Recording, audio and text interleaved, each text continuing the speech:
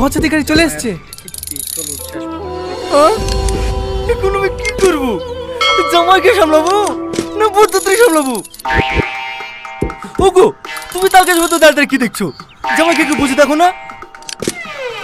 বাপ, আমার ভুল হয়ে গেছে, এবারকার মতো ক্ষমা করে দাও, আমি তোমার হাত ধরছি। আর কি করছেন? ঠিক আছে, এবিরকে মতন থেকে যাচ্ছি। এরপর আর কোনোদিন যদি অসম্মান হই তাহলে আমাকে পা ধরলেও আর আটকাতে পারবেন না। এই সালমা, চলো।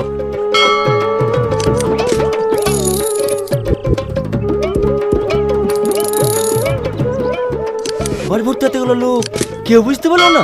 আরে আরে, কোথায় ঢুকছেন? বীর বাড়ি কেন খেতে? এখন গ্রামের লোকের খাওয়া হবে না, আগে বরযাত্রী খাবে তারপর।